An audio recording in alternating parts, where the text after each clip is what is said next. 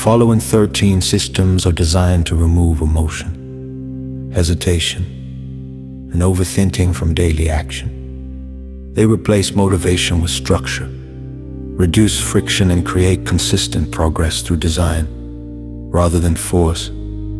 Each system is simple, repeatable, and built to function even on low-energy days, allowing action to continue regardless of mood. This is System 1, called the Wake-Up Anchor. I do not wake up to begin negotiating. I wake up to begin moving. Morning is not a conversation. Morning is a threshold, and I cross it the same way every day. Because the first minutes decide the entire day, not by magic, by momentum. The mind is soft when it wakes. It is suggestible. It is easily stolen. If I allow delay, I teach myself delay. If I allow debate, I train myself to debate. If I allow comfort to lead, comfort becomes the ruler. So I install an anchor. An anchor is not motivation. An anchor is not a feeling. An anchor is a rule that exists before I wake up. A rule that does not change because I slept badly. A rule that does not care about my mood. A rule that does not require me to be strong. I do not rely on strength in the morning. I rely on design. I know this about myself. When I wake, the brain reaches for the easiest story, the story of later, the story of just 5 more minutes, the story of I deserve rest, I deserve comfort, I deserve delay. And sometimes those stories are partially true. But that is not the point. The point is this. If I let the story decide the action, the story always wins, because stories have no cost. Action is cost. So I remove the decision. I do not ask myself what I feel. I do not ask myself if I want to. I do not ask myself if I am ready. I stand. That is the first command. Stand. Not think, not plan, not interpret. Stand. I can be tired and still stand. I can be discouraged and still stand. I can be heavy and still stand. Standing is a physical fact, and physical facts are stronger than mental weather. This is how I begin. I stand. I drink water. I expose myself to light. I make my bed, or I reset my space. I put the body into motion, not because these actions are sacred, but because they are simple, and simplicity is the doorway out of the mind. I treat the first 5 minutes like a runway. If I walk onto the runway and stop, the plane never lifts. If I build speed, lift becomes inevitable. I do not need a perfect morning. I need forward motion. I see clearly what ruins me. Friction at the start. The start is where I lie to myself. The start is where I bargain. The start is where I check things I do not need to check. The start is where I invite the world into my head before I have built my own structure. So I remove friction from good behavior, and I add friction to bad behavior. My phone is not the first thing I touch. My phone is not the first voice I hear. My phone is not the first world I enter. I do not wake up and immediately submit my mind to other people's priorities. I protect the first hour like a private temple, not spiritual, practical, because attention is a currency, and if I spend it first thing on noise, I will spend the rest of the day poor. I have learned something simple. The mind wants to be occupied. If I do not give it an intentional task, it will choose a trivial one. So I give it a task. A small ritual, a sequence that requires no intelligence, a sequence that requires no inspiration, a sequence that I can execute half asleep. This is the real power, a system that works when I am weak. I do not build systems for my best days. I build systems for my worst days. On the worst days, I keep the anchor and shrink everything else. I still stand. I still drink water. I still get light. I still do one small physical action, even if the rest is minimal, even if the rest is ugly, even if the rest is reduced to the floor, because the anchor is identity. When I keep the anchor, I remain the kind of man who begins, and that matters. I do not worship intensity. I worship the beginning. The beginning is where my future self is either protected or betrayed, so I choose protection. I prepare the night before because I respect the morning. I remove obstacles before they exist. I reduce choices. I know exactly what I will do when I wake. Not 20 things, a few things, and I do them in the same order. Stand, water, light, reset the environment, motion. Then I decide the day. Not before, because if I decide the day while still tangled in sleep, the day will be decided by weakness. But if I move first, the body becomes an ally, the mind becomes clear, and decision becomes clean. This is not discipline. This is architecture. Discipline is a mood that people pretend is a virtue. Architecture is a reality that produces behavior. I am not interested in proving I am strong. I am interested in making strength unnecessary. So I build the morning as a machine, and I accept that my feelings may protest. I accept that my mind may complain. I accept that my body may resist. I do not argue with resistance. I simply execute the sequence. Because the sequence is mine, I chose it in clarity. I chose it when I was calm. I chose it as a promise.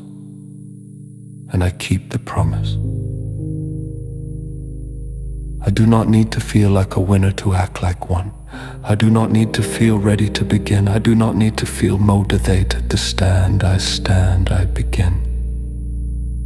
And when I begin, the day becomes possible. A simple truth returns again and again, and I repeat it quietly, not as a chant, but as a law. I do not negotiate with mornings. I do not negotiate with mornings. I do not negotiate with mornings. I rise. I move. I start.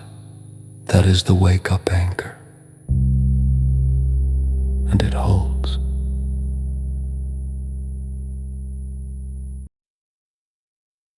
His assistant too.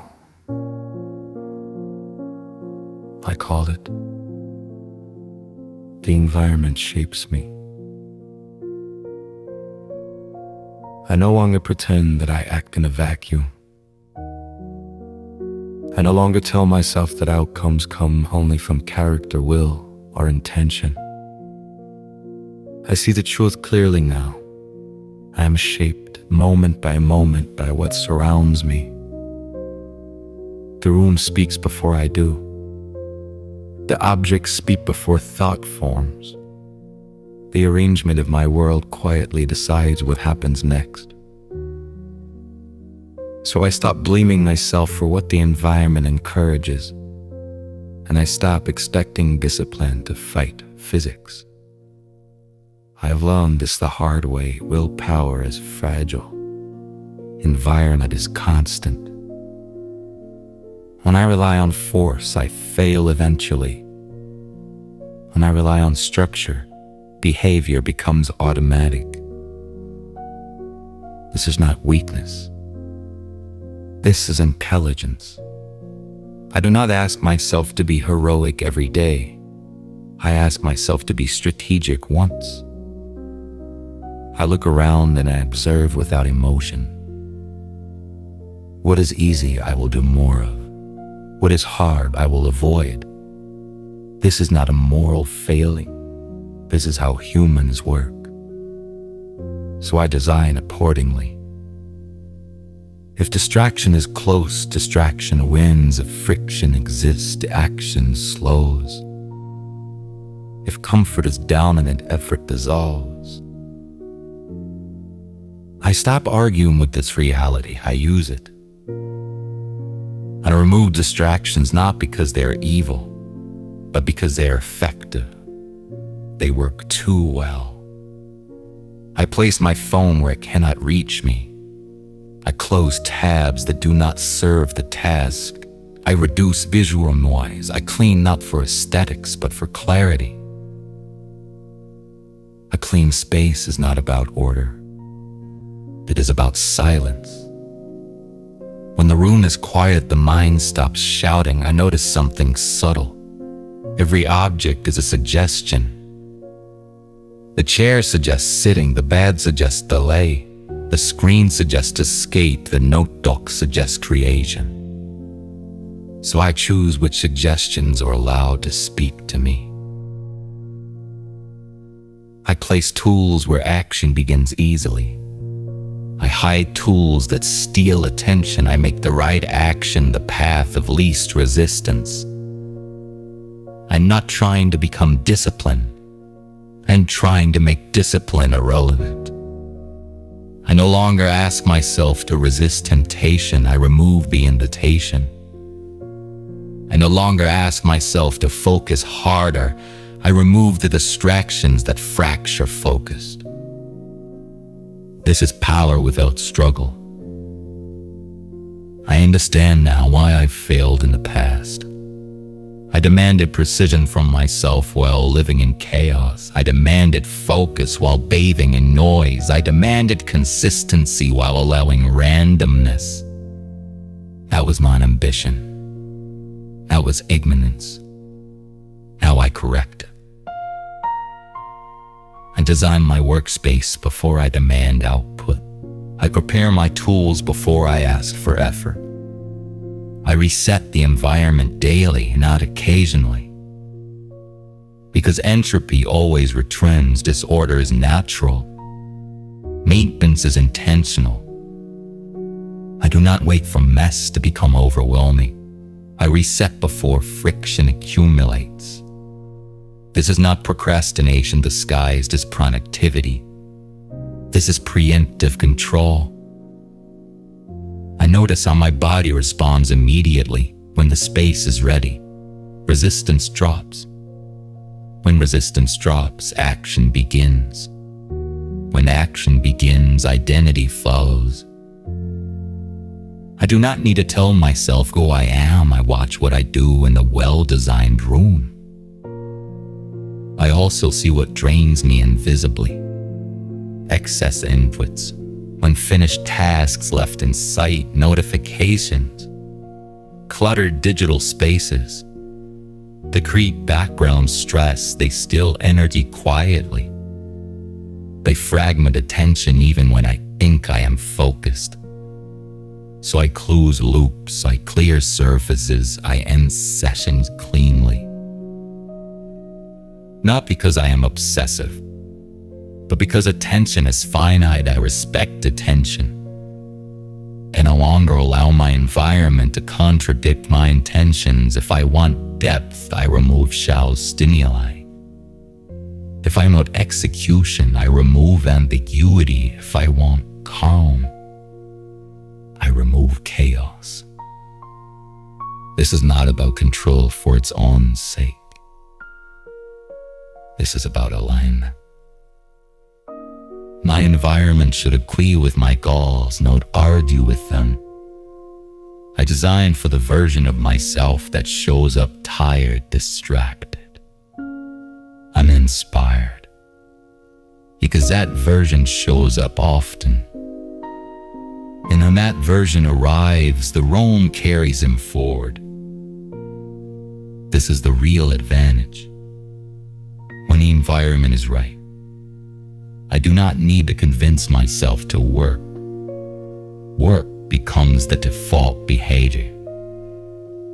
I am not forcing myself forward, I am being carried by design. I say this to myself clearly, without drama. I am not stronger than my environment, I am smarter than it. So I shape it deliberately, daily, quietly, without emotion. And when I do, action follows naturally. That is the system. That is the environment shapes me. This is System 3. I call it, one target is enough. I no longer confuse motion with progress. I no longer mistake activity for direction. Doing many things feels productive, but it fractures attention, and fractured attention produces shallow results. I see this clearly now. When everything matters, nothing moves. So I choose one target, not because it is the only important thing, but because it is a thing that once done changes the day. I do not ask what I could do, I ask what matters most. One outcome, one finish line, one clear definition of done. This is not limitation, this is precision. The mind wants to scatter, it wants to open loops, it wants to stay busy so it can avoid finishing. I do not let it. I decide early, before distraction appears, before urgency multiplies. I choose the target while my thinking is clean, and once chosen, I protect it. I do not let small tasks masquerade as important ones. I do not let messages pull me away. I do not let urgency pretend to be priority. I understand this truth: attention is finite. If I divide it too early, nothing receives enough force to move, so I concentrate it. I do not rush the target. I give it time, I give it space. I allow myself to move slowly, but directly. Progress is not speed. Progress is alignment. I notice something important: when the target is clear, resistance drops. The mind relaxes, there is no constant switching, no silent stress. Clarity is calming. I also see how I sabotage myself. I start the day with lists instead of outcomes. I try to please every demand. I try to keep options open. And options feel safe, but they delay commitment. I am not here to keep options open. I am here to finish. So I close the door on alternatives, not forever, just for today. Today, one thing deserves completion. I do not need the perfect target, I need a chosen one. Perfection is another form of avoidance. Choice creates momentum. Once the target is set, everything else becomes secondary, useful perhaps, but optional. If the target is completed, the day is a success. If it is not, no amount of busyness compensates. This simplifies my judgment. There is no emotional accounting, no self-criticism, just a clear result, done or not done. I notice how this sharpens my behavior. Time stretches when it has direction. Energy consolidates when it has a destination. I am calmer because I am not chasing 10 things at once. I am focused because I am not negotiating priorities all day. This is not rigidity, this is respect for attention. I remind myself quietly, one target is enough. One target is enough. I do not need to conquer the entire future today. I need to complete one meaningful unit of work. When I do that consistently, the future takes care of itself. So I choose, I commit, I execute. And when the target is finished, I stop. No guilt, no extra proving. Completion builds trust. Trust builds consistency. That is the system. That is one target is enough.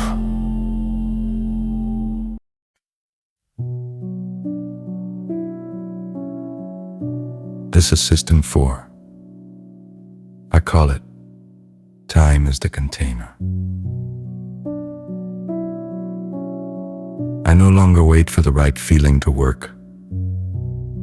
I no longer expect clarity to arrive before I begin. Feelings are unstable. Time is not. So I let time lead. I understand something simple now. Work does not require motivation. It requires a container. Without a container, effort leaks, thoughts wander. Tasks stretch endlessly. So I give work a boundary. I decide in advance when I will begin and when I will stop. Not based on energy, not based on mood, based on the clock. the time arrives, I enter. When the time ends, I exit. No negotiation. This is not harsh, it is merciful. Because decision is exhausting when the clock decides for me. I no longer ask myself if now is a good time. I have already answered that question. Now is the time, because the schedule says so. Inside the container, I focus only on execution. I do not evaluate. I do not judge quality. I do not revise the plan. I work. Outside the container, I rest without guilt, because rest has a boundary too. The separation matters. When work bleeds into everything, nothing feels complete. When rest is undefined, it becomes avoidance. Time boxing restores order. I notice how resistance changes. Starting is easier because the commitment is small. I'm not promising my whole day. I am promising this block. I can endure almost anything for a defined period. Endlessness is what breaks me. I make work finite. I also see how urgency lies. It claims everything must be done now. It creates panic and haste. The container exposes the lie. Not everything fits, and that is fine. What fits gets done. What does not waits. I'm not falling behind. I'm respecting limits. Inside the container, I mow steadily. Not rushed, not distracted. The clock is not my enemy. It is my ally. It gives pressure without emotion. It keeps me honest. I do not speed up when I feel good. I do not slow down when I feel tired. I maintain pace. Consistency beats intensity. I exit the container cleanly. I do not linger. I do not half work. Stopping on time protects the next session. This is how momentum is built. Not to force, to rhythm. I say this to myself clearly. I do not work until I feel ready. I work until the time is done. Time holds the work. The work no longer holds me. That is the system. That is time as the container.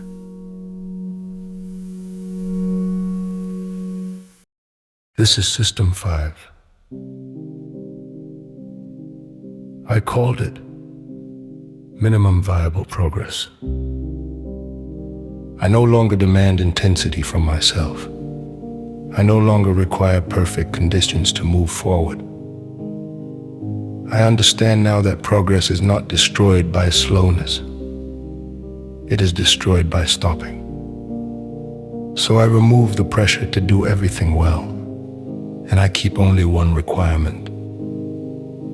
I must move. Minimum viable progress means I define the smallest forward step that still counts.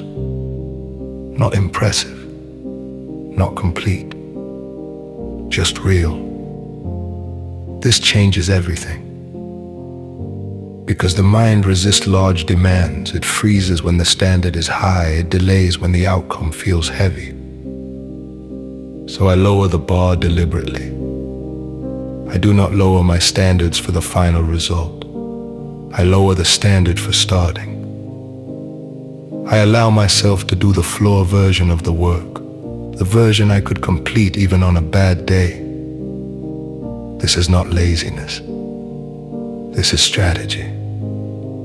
I see the pattern clearly. When I wait for the perfect session, I miss many days. When I accept imperfect progress, I build continuity. Continuity is power. I do not ask myself how much I will do today. I ask myself what is the minimum that keeps the chain unbroken. Sometimes it is 10 minutes, sometimes one paragraph, sometimes a single decision. It counts. Progress compounds when it is consistent, not when it is heroic. I also remove shame from small steps. Shame kills momentum. Pride in small wins keeps it alive. I remind myself that motion creates clarity, not the other way around. Once I begin, resistance softens. Energy appears after movement, not before. But even if it does not, I continue. Minimum progress keeps identity intact. I remain someone who moves forward daily. That identity matters more than any single output. On strong days, I do more. On weak days, I do the minimum. On all days, I do something. This keeps me honest without breaking me. I no longer use exhaustion as an excuse to disappear. I adjust the size, not the direction. I am not trying to win the day. I am trying to avoid breaking the system. And the system is simple. Define the minimum. Execute it. Stop. No drama. No self-judgment. I trust accumulation. I trust time.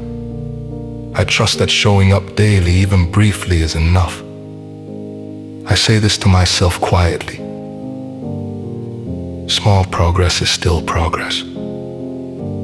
Small progress is still progress. That is the system. That is minimum viable progress.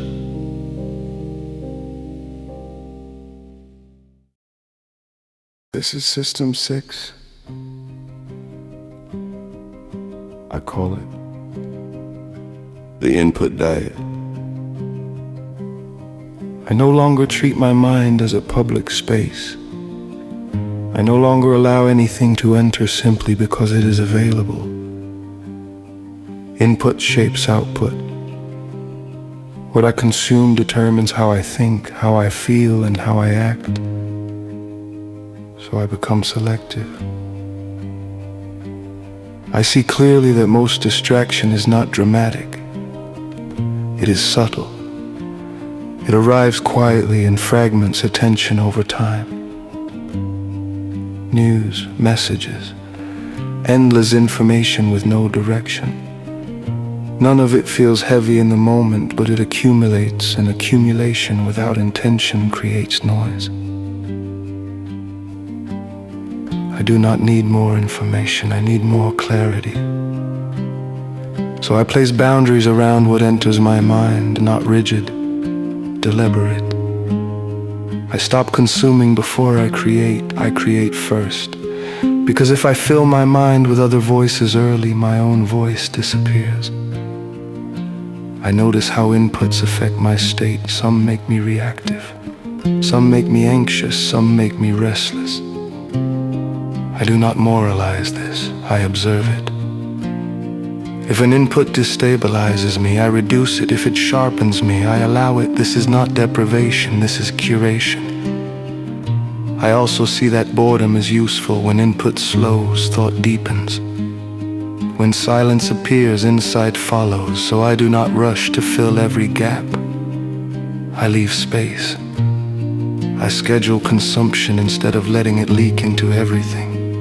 I decide when I will read, when I will check messages, when I will engage with the world. Outside those windows, I protect my attention. Attention is my most valuable resource. Once spent, it cannot be recovered. I stop pretending I can multitask. I stop pretending I can consume endlessly without consequence. Every input leaves a trace. So I choose inputs that align with who I am becoming, not who I am escaping from. I am not trying to be informed about everything.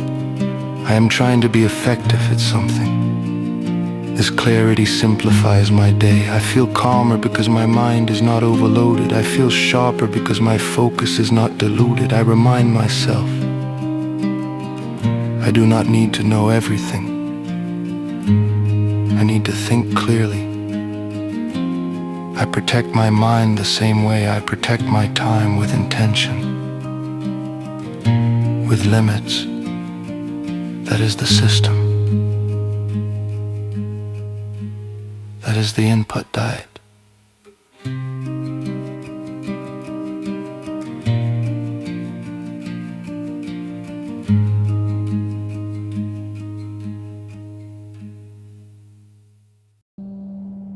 This is System 7, I call it. The body regulates the mind. I no longer treat the body as something separate from discipline. I no longer expect the mind to function well while the body is neglected. The body is not a vehicle, it is a regulator. When the body is unstable, the mind becomes unreliable, thoughts scatter, emotions amplify, decisions lose clarity. So I begin with the physical. I do not ask myself how I feel mentally. I ask what state my body is in. Am I moving? Am I hydrated? Am I exposed to light? Am I breathing deeply? These are not wellness rituals, they are control mechanisms. I notice how quickly things change. A short walk reduces noise, a few deep breaths slow urgency, physical exertion burns off excess emotion. This is not philosophy. This is cause and effect. I stop arguing with myself internally. I regulate externally. When energy is low, I do not analyze it endlessly. I move the body. When stress rises, I do not intellectualize it. I breathe, I stretch, I ground. The body responds faster than thought. I also stop demanding peak performance every day. I demand baseline regulation, movement daily, light daily, fuel daily, not perfection, consistency. I see now why discipline failed before. I was trying to think my way out of biological problems. It never works. The mind cannot override physiology for long, but physiology can stabilize the mind immediately. So I treat physical action as mental hygiene. I lift, I walk, I stretch, I breathe. The form matters less than the effect. I am calmer because my nervous system is calmer. I am clearer because my body is not stagnant. I do not wait to feel motivated to move. Movement creates motivation. I say this to myself without emotion. If the mind is unstable, regulate the body. That is the system. That is, the body regulates the mind. This is System 8, I call it. Decisions are attacks. I no longer believe that freedom comes from unlimited choice. I see now that choice has a cost. Every decision drains attention, every option competes for energy, and when decisions accumulate, clarity disappears. So I reduce them. Not because I am incapable of choosing, but because choosing constantly is wasteful. I understand this clearly.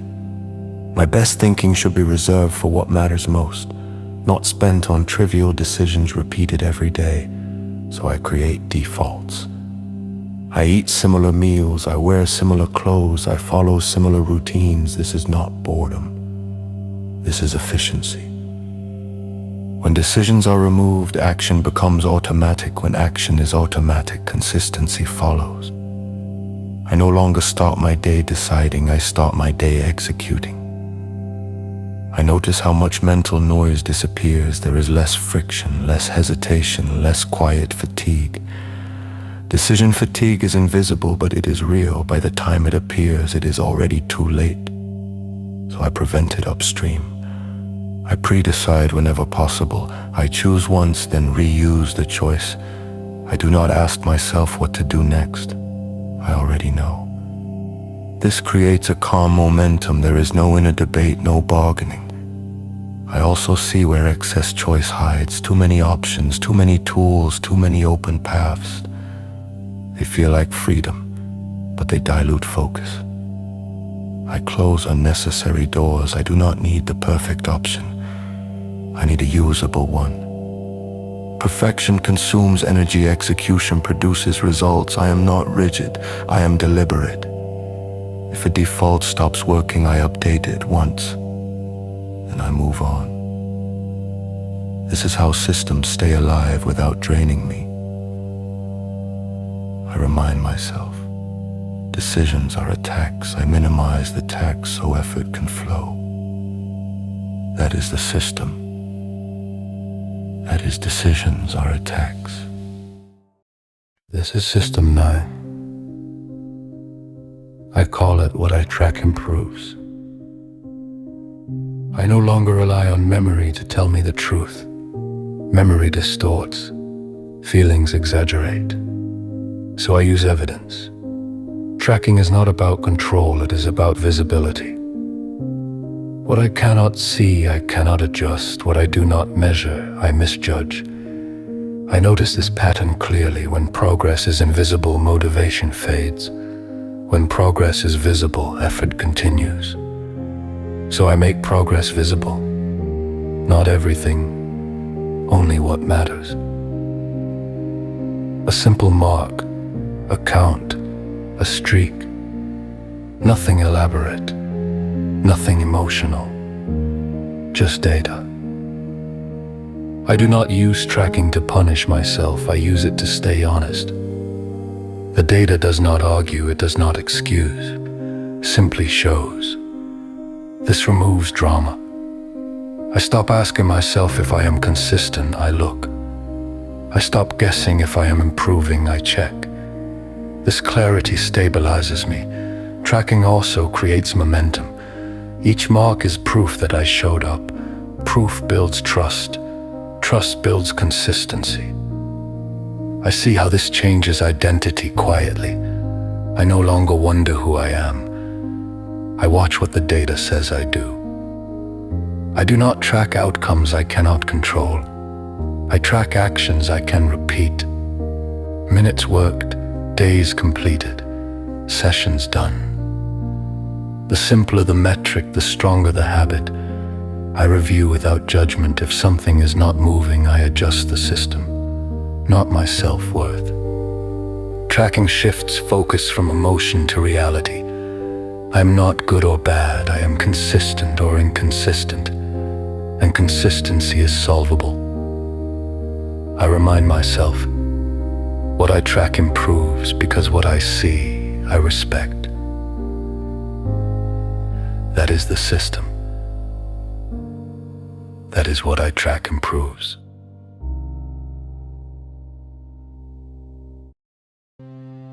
This is System 10.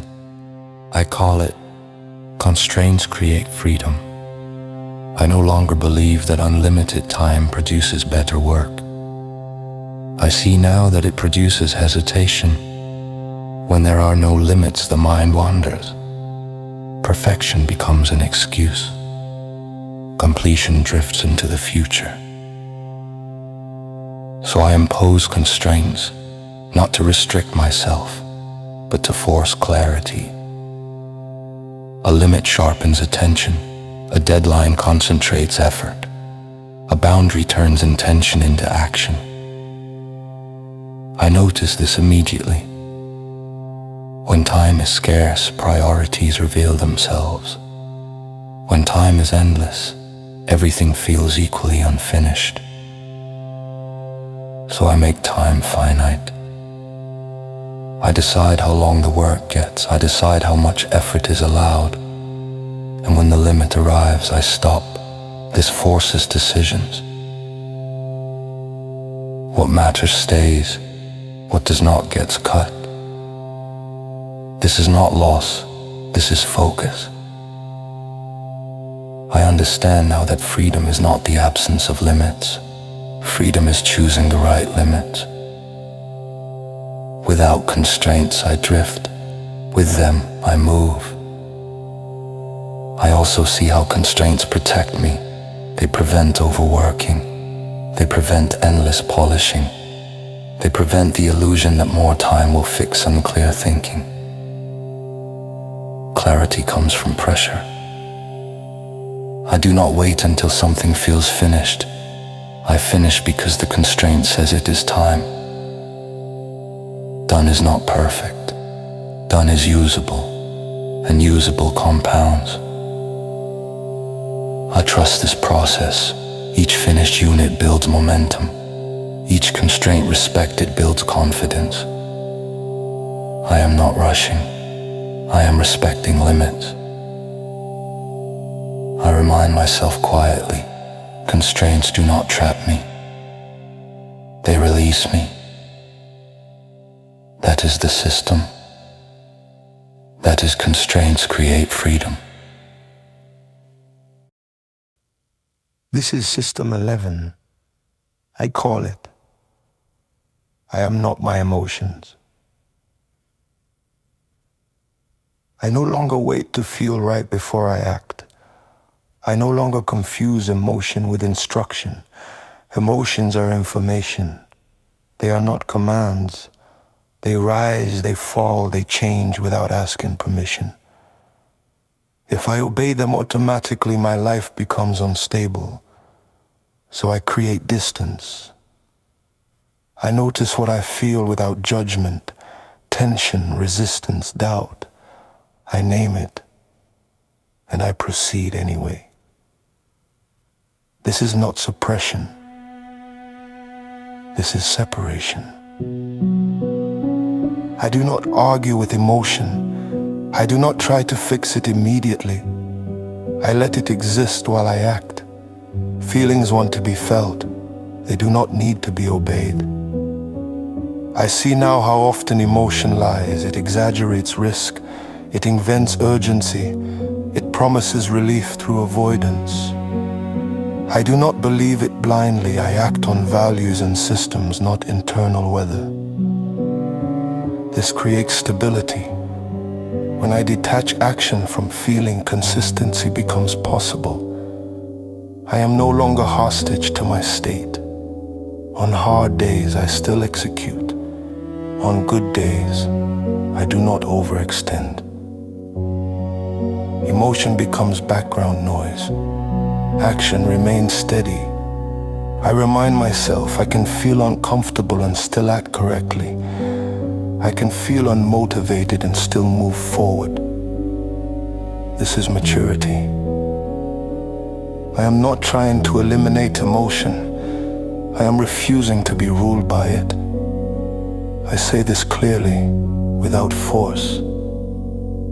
I am not my emotions. That is the system. That is, I am not my emotions.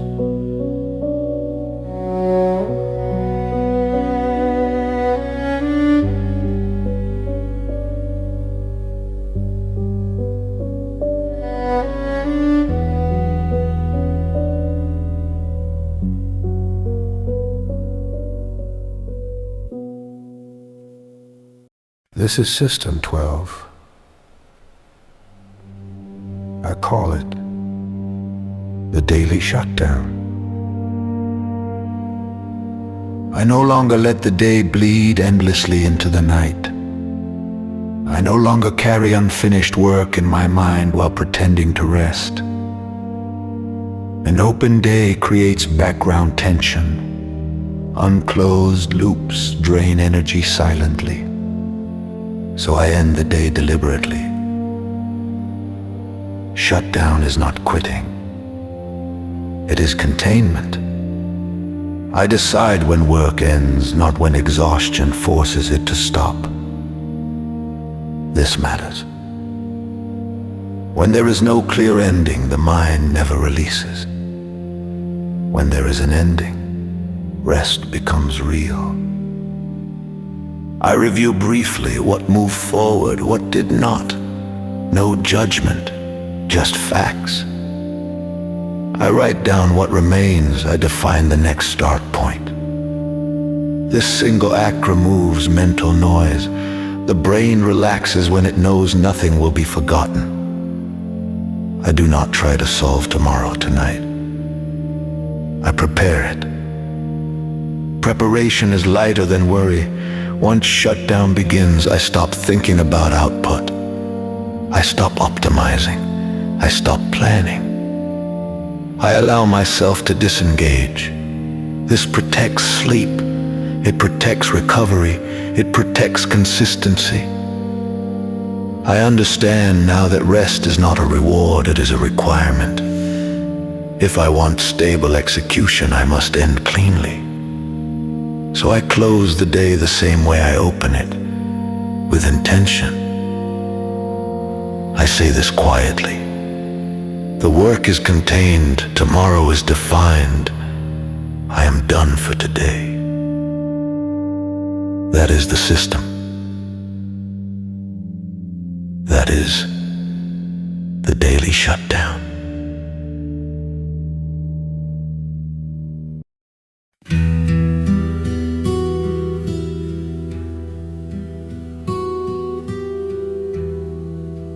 This is System 13. I call it the review and adjustment.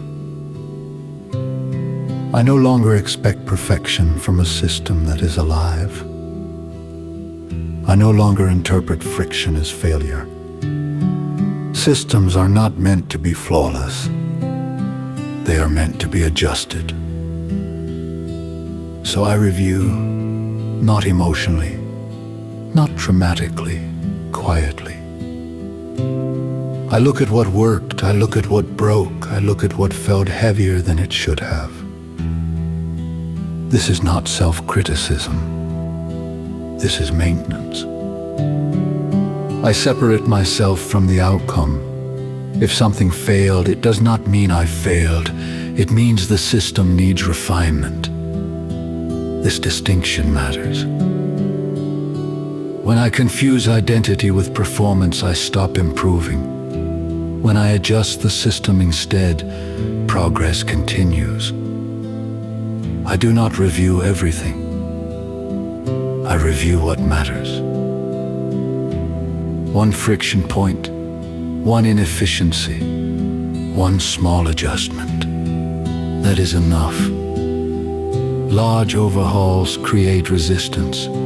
Small changes compound. I ask simple questions. What caused unnecessary strain? What created momentum? What can be simplified? Then I act. I make one change and let it run. I do not tinker endlessly. I observe. This keeps me grounded. I understand now that consistency is not rigid repetition. It is stable execution with intelligent adaptation. I am not building a rigid routine. I am building a living structure. One that evolves as I do. The review keeps me honest without being harsh. It keeps me engaged without creating pressure. I end the loop calmly. Today ran as designed, or it revealed a flaw. Either way, I learn. I remind myself. I do not fix myself. I refine the system. That is the final system. That is the review and adjustment. And with it, the loop is complete.